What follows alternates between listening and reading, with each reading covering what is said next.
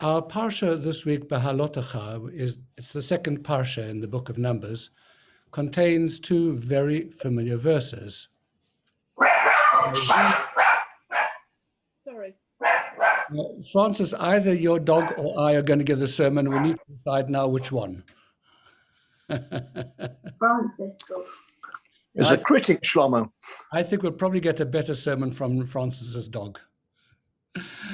Okay, so the first of these two familiar verses is Vayehi b'neso Aaron vayomer Moshe kuma Adonai v'yafutzo vecha v'yanusu mesanecha mipanecha. And whenever the ark set out, Moses said, "Arise, O Lord, and let your enemies be scattered, and let those who hate you flee before you."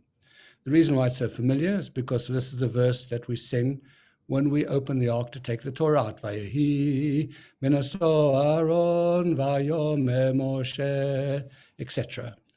The next verse then reads, Uvenuchu yomar shuva Adonai rivevot alfei Yisrael.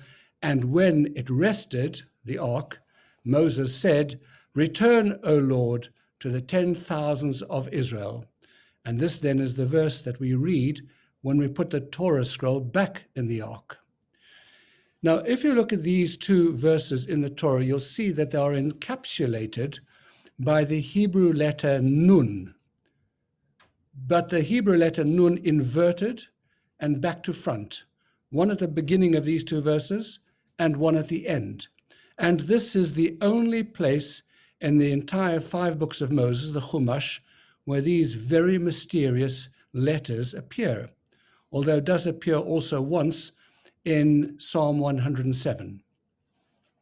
And our Chachamim, our sages, were puzzled about these letters, both in themselves and their relationship specifically to these two verses. And so various suggestions have been made over the centuries.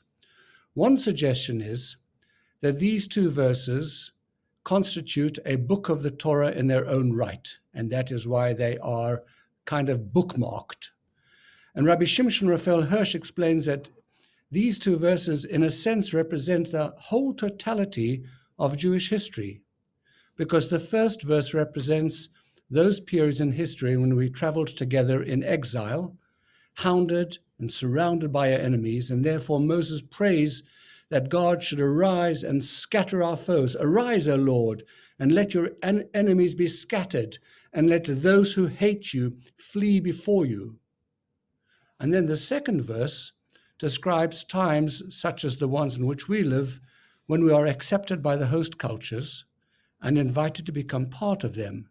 And that results in significant assimilation and a loss of Jewish identity. And therefore, in these circumstances, Moses prays, "Return, O Lord, to the 10,000s of Israel," referring to those Jews who have been lost. In other words, bring us all back to you where we truly belong. And the most common reason given for these verses being bracketed by the inverted nuns is the one that's given in the Talmud.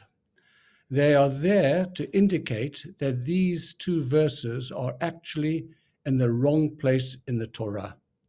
They should properly belong 50 verses earlier, where the Torah speaks about the travel arrangements of the Jewish camp. And therefore, in that context, these two verses make a lot of sense about what Moses used to say when the ark began to travel, and what he used to say when the ark came back to its settled place, etc.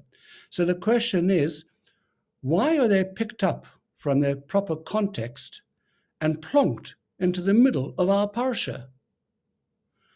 Rashi and other classical commentators, basing themselves upon a midrash, explain that the passage preceding these verses and the passage following these verses both describe traumatic misfortunes and setbacks, which resulted in punishments to the Jewish camp. And God did not wish two sets of punishments to be written in the Torah, one after the other. And so therefore, these two verses were inserted here to create a break between the two episodes, which is a very extraordinary interpretation. And it begs a huge number of questions, including, why these two verses of all the verses in the Torah? The reason for the choice of these two verses, in fact, may be connected with a deeper insight into the nature of these two mysterious inverted nuns. The word nun in Aramaic, which of course is the sister language of Hebrew, means a fish.